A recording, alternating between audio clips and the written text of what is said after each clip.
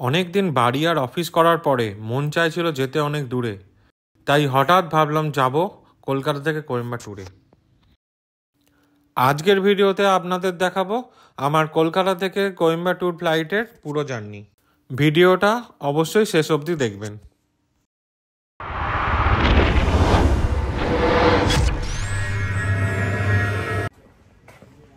দিনটা ছিল 6 ডিসেম্বর 2023 দুপুর 3টে। গন্তব্য ছিল আমাদের কলকাতা এয়ারপোর্ট। তাই বাড়ি থেকে বেরিয়েই উঠে পড়লাম গাড়িতে কলকাতার উদ্দেশ্যে। রোজ অফিস যাওয়ার মতো আজকেও দ্বিতীয় হুগলি সেতু দিয়ে হাওড়া থেকে কলকাতায় যাচ্ছি, কিন্তু আজকে গন্তব্য ছিল এয়ারপোর্ট। রবীন্দ্র সদন আসতেই দেখলাম বৃষ্টি শুরু হলো। আপনাদের বলে রাখি, এই জার্নিতে আমার সাথে আমার বাবা মাও যাচ্ছে। মা সেতু দিয়ে যেতে যেতে পাশের আইটিসি রয়্যাল বেঙ্গলের ভিউটা সত্যিই অসাধারণ। দেখতে দেখতে প্রায় এয়ারপোর্টের কাছাকাছি চলে এসেছি। অফিসের দিন হওয়াতে রাস্তাঘাটে সেরকম ভিড় ছিল না। এখন এয়ারপোর্ট আর আমার মাঝে শুধুমাত্র একটাই ব্রিজ। ঘড়ির কাঁটায় তখন 4টে বাজতে যায়। অবশেষে চোখে পড়ল বোর্ডে লেখা রয়েছে ওয়েলকাম টু কলকাতা এয়ারপোর্ট। প্রায় দীর্ঘ 3.5 বছর পর আবার এলাম কলকাতা এয়ারপোর্টে। প্যান্ডেমিকের পর এটাই ছিল আমার প্রথম ফ্লাইট যাত্রা। এখানেও দেখলাম দুটো রাস্তা রয়েছে, বাট আমাদের কার পার্কিংয়ের কোনো ব্যাপার ছিল না, তাই ডিপার ফ্লাইটের জন্য আমরা লেফট সাইডে নিলাম। সামনেই দেখতে পেলাম টোকেন কাউন্টার। আমরা টোকেন গ্রহণ করে চললাম আমাদের এয়ারপোর্টের দিকে। আমাদের বোর্ডিং টাইম 6:35 আর এখন ঘড়ির কাঁটায় বাজে 4:05। তো 2.5 ঘন্টা আগে আমরা ঢুকছি এয়ারপোর্ট। আমরা যখনই এয়ারপোর্ট যাই হাতে সময় নিয়ে বেরোই, যাতে রাস্তায় যদি কোনো অসুবিধায় পড়ি তাহলে সেটা ওভারকাম করতে পারি। অবশেষে কলকাতা এয়ারপোর্টে নামলাম।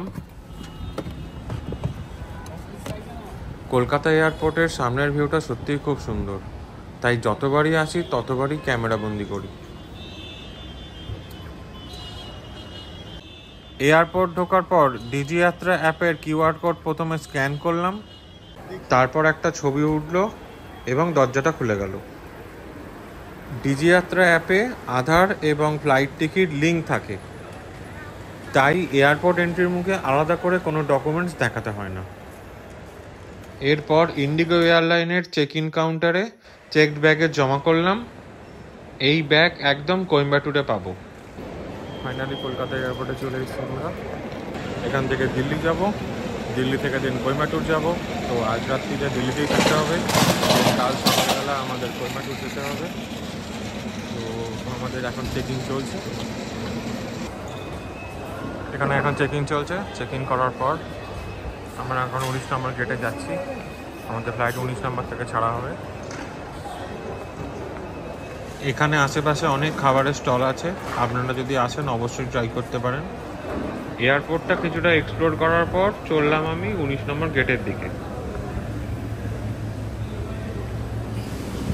গাছ দিয়ে যে ডেকোরেশনটা করা আছে ওপর থেকে সত্যিই খুব সুন্দর দেখতে লাগছে। গাছ দেখে আমি চললাম গেটের সামনে বসার জায়গায় ওয়েট করতে। ঘড়ির কাঁটায় তখন সন্ধ্যে 6:40। আমাদের কলকাতা থেকে দিল্লি যাওয়ার ফ্লাইটের বোর্ডিং স্টার্ট হয়ে গেছে। টিকিট চেক করার পর এগিয়ে গেলাম ফ্লাইটের দিকে। হ্যান্ডব্যাগ নিয়ে হাঁটার সময় এটাই মনে হচ্ছিল আর কতক্ষণ হাঁটতে হবে। একবার ডান দিক যাচ্ছি তো একবার বাঁ দিক যাচ্ছি, কিন্তু রাস্তা আর শেষ হয় না। সামনে অনেক লোক দাঁড়িয়ে আছে দেখে মনে হলো রাস্তা এবার আমাদের শেষ হয়েছে। ফ্লাইটে ঢোকার মুখে দেখলাম আবার টিকিট চেকিং চলছে। যথারীতি আমি টিকিটটা দিলাম এবং আবার ওরা চেক করলো। ভেতরে ঢোকার পর আস্তে আস্তে চলে গেলাম আমি আমার সিটের দিকে। টিকিট কাটার সময় আমার সিট সিলেকশনের অপশান ছিল, তাই উইন্ডো সিট বুকিং করেছিলাম। উইন্ডো সিট চয়েস করার আরেক উদ্দেশ্য হলো বাইরের মনোরম দৃশ্য দেখব।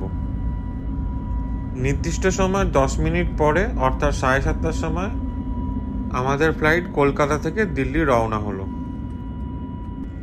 রাতের আকাশে কলকাতা শহরকে ফ্লাইট থেকে দেখতে সত্যিই অপূর্ব লাগে। 8টা বাজতেই এয়ার হোস্টেসটা চলে এলো বেভারেজ সার্ভ করতে। বেভারেজে অনেক অপশান ছিল এবং আমি কোল্ড ড্রিঙ্কস চয়েস করলাম। আর খাবারের মধ্যে যেহেতু আমার প্রি বুকিং ছিল ভেজ ল্যাক্টো মিল, আমাকে পনির টিক্কা স্যান্ডউইচ দিয়ে গেল। খাওয়া দাওয়ার পর অনেকটা টাইম রেস্ট নিলাম। কলকাতা থেকে দিল্লি যেতে ফ্লাইটের টোটাল সময় লাগে 2 ঘন্টা। রাতের আকাশে দিল্লি শহরটাকে দেখতে দেখতে আমরা দিল্লি পৌঁছলাম তখন 9:30টায়। দিল্লিতে আমাদের ফ্লাইটটা নেমেছিল টার্মিনাল 1-এ। আমার নেক্সট ফ্লাইট ছিল টার্মিনাল 2-তে। টার্মিনাল 2 যেতে ফার্স্টে আমাদের যেতে হবে এক্সিট গেটে, তাই আমরা এক্সিট গেটে যাওয়ার জন্য বাস ধরতে গেলাম। বাসে ওঠার মুখে ভালো রকমই ভিড় ছিল, তাই অ্যাজ এক্সপেক্টেড বসার কোনো সিটই পাইনি। এই বাস জার্নিটায় পুরো টাইমটা দাঁড়িয়েই ছিলাম। ঘড়ির কাঁটায় তখন রাত 10টা। আমরা নামলাম টার্মিনাল 1-এ। এরপর আমরা আস্তে আস্তে টার্মিনাল 1-এ ঢুকলাম এবং আশেপাশের জায়গাগুলো এক্সপ্লোর করলাম।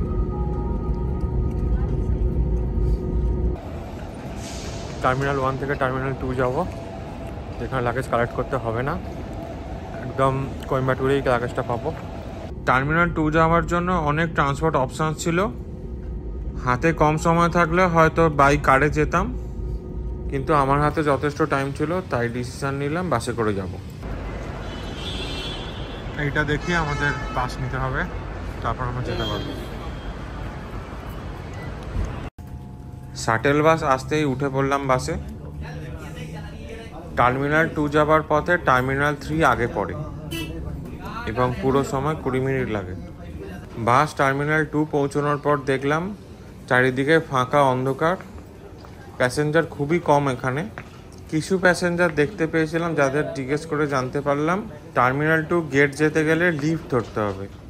লিফটে করে ওঠার পর দেখতে পেলাম সামনে অনেক ফুল দিয়ে ডেকোরেশন করা আছে। যারা ফুল ভালোবাসে তাদের জন্য এটা পারফেক্ট ছবি তোলার জায়গা। গেটের মুখে ডকুমেন্টস দেখিয়ে আমরা ভেতরে ঢুকলাম। ভেতরে দেখলাম অনেকগুলো কাউন্টার আছে, কিন্তু আমরা সোজা এগিয়ে গেলাম। সামনে এগিয়ে গিয়ে ডিসপ্লে বোর্ডে দেখলাম কখন কোন ফ্লাইট কোন গেট থেকে ছাড়বে তার লিস্ট। আমাদের পড়েছিল গেট নাম্বার 20, তাই জন্য সিকিউরিটি এন্ট্রি 3 দিয়ে প্রবেশ করলাম। আমাদের টিকিট আবার স্ক্যান হলো। সামনে যে ট্রেগুলো দেখা যাচ্ছে ওগুলোর মধ্যে হ্যান্ড ব্যাগেজগুলো রেখে আবার চেকিং করলাম। চেক ইন করার পর অবশেষে ভেতরে ঢুকলাম। ভেতরে ঢুকে পুরো শপিং মলের মতো লাগছে, খুব পরিষ্কার এবং পরিচ্ছন্ন। এখানে দেখলাম সব রকমের শপ অ্যাভেলেবেল আছে। তবে দিল্লি এয়ারপোর্টে সবচেয়ে ভালো লেগেছে এখানকার ফুড কোর্ট, কিন্তু রাত 12টায় সব কাউন্টারই প্রায় বন্ধ ছিল। এরপর আমরা চললাম গেট নাম্বার 20-র দিকে, যেখান থেকে আমাদের next flight Delhi to Coimbatore ভোর 5:25-এ ছাড়বে। অ্যারো দেখতে দেখতে অনেকটা হাঁটার পর দেখলাম গেট নাম্বার 20 আর 21 যাওয়ার জন্য আমাদের সিঁড়ি দিয়ে নিচে নামতে হবে। যথারীতি এসকেলেটর ইউজ করে হ্যান্ড ব্যাগেজ নিয়ে গেট নাম্বার 20-র দিকে এগোলাম। নেক্সট ফ্লাইটের বোর্ডিং টাইম অনেকটা পরে, তাই সিটগুলো পুরোই খালি। ঘড়ির কাঁটায় তখন ভোর 4:30। আমাদের আবার টিকিট চেকিং হলো। এরপর আমরা আস্তে আস্তে এগোলাম বাসের দিকে। সামনেই দেখলাম বাসে ওঠার জন্য ভালো রকমই ভিড় হয়েছে। ডিসেম্বরে দিল্লিতে তখন ভোরের ঠান্ডা হাওয়া পার করে অবশেষে বাসে উঠলাম। এবারেতেও বাসে বসার সিট পাইনি, তাই দাঁড়িয়ে দাঁড়িয়ে আশেপাশের মুহূর্তগুলোকে ক্যামেরাবন্দি করছিলাম। অবশেষে ফ্লাইটের সামনে বাস দাঁড়ানোর পর বাস থেকে আস্তে আস্তে নামলাম। আশেপাশে যেদিকেই তাকাই চারিদিকেই দেখি ইন্ডিগো ফ্লাইট। এখানে আবারও টিকিট চেকিংয়ের জন্য লাইনে দাঁড়াতে হলো। কিছুক্ষণ দাঁড়ানোর পর অবশেষে আমার টিকিটটা আবার চেক করলো। আস্তে আস্তে সিঁড়ি দিয়ে ফ্লাইটের দিকে উঠতে থাকলাম। এই ফ্লাইটটা কোয়েম্বাটুর পৌঁছতে টাইম নেবে 2 ঘন্টা 55 মিনিট, অর্থাৎ কোয়েম্বাটুর পৌঁছবো সকাল 8টা 20-তে। এই ফ্লাইটেও আমার উইন্ডো সিট বুকিং ছিল এবং আস্তে আস্তে চলে গেলাম আমার সিটের দিকে। অল্প সময়ের ব্যবধানে দুবার ফ্লাইট ধরার অভিজ্ঞতা আমার কাছে এই প্রথমবার। ভোর তখন 5টা 15। আমাদের ফ্লাইট দিল্লি থেকে কোয়েম্বাটুরের দিকে রওনা হলো। দিল্লিতে ফ্লাইটে করে অনেকবার যাতায়াত থাকলেও কোয়েম্বাটুরে আমি এই প্রথমবারই যাচ্ছি। কিছুটা টাইম ঘুমানোর পর উইন্ডো দিয়ে যখন বাইরের দিকে তাকাই তখন দেখি সকাল হয়ে গেছে। ভাসমান মেঘের এই অপূর্ব দৃশ্য সত্যি অসাধারণ লাগে। ফ্লাইট যত এগোচ্ছে মেঘের প্যাটার্নও সেই রকম চেঞ্জ হচ্ছে। উইন্ডো দিয়ে যখনই দেখলাম বিল্ডিংগুলো খুব কাছে চলে আসছে তখনই বুঝলাম আমাদের ডেস্টিনেশন কোয়েম্বাটুর এয়ারপোর্ট পৌঁছানো আর মাত্র কিছু সময়ের অপেক্ষা।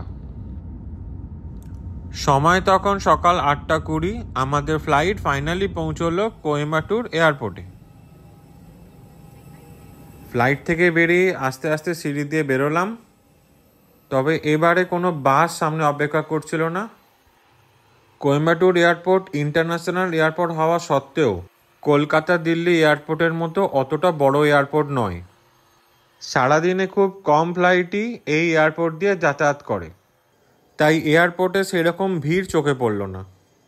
এবার আস্তে আস্তে ভেতরের দিকে রওনা হলাম। এবারে আমাদের চেকড ব্যাগেজগুলো কালেক্ট করতে হবে। ফাইনালি চলে এসেছি কোয়েম্বাটুর দিল্লি থেকে। ব্যাগও কালেক্ট করলাম। এবার এয়ারপোর্টটা একটু ঘুরে দেখানো হোক। এয়ারপোর্টটা সত্যিই খুব সাজানো গোছানো। যেখান থেকে ব্যাগ কালেক্ট করলাম সেখানে দেখলাম কিছু শিপের স্ট্যাচু আছে। তারপর একটু এগিয়ে গেলাম। এই এয়ারপোর্টে যেটা আমার মনে হলো এইখানে নেচারটাকে তুলে ধরা হয়েছে। এখানে চিতাবাঘ এবং গন্ডারের স্ট্যাচুও রয়েছে। কিছুটা এগিয়ে যাওয়ার পর দেখলাম হাতির স্ট্যাচুও রয়েছে। চারিদিকে অ্যানিমেল স্ট্যাচুর মাঝে দেখলাম একটা নটরাজ মূর্তিও রয়েছে। এয়ারপোর্টটা কিছুটা এক্সপ্লোর করার পর অবশেষে আমরা এক্সিটের দিকে গেলাম। তবে বেশিক্ষণ হাঁটতে হয়নি, সামনেই দেখলাম ক্যাব অ্যাভেলেবেল আছে। আমি রেড ট্যাক্সি অ্যাপ থেকে ক্যাব বুকিং করেছিলাম হোটেল যাবার জন্য। লাগেজগুলো ঠিক করার পর উঠে পড়লাম গাড়িতে। এটা ছিল আমার তামিলনাড়ু আর কেরালা সিরিজের প্রথম ভিডিও। পুরো ট্যুরটার ভিডিও আপনাদের দেখাবো, তো অবশ্যই লাইক সাবস্ক্রাইব করবেন। Thank you.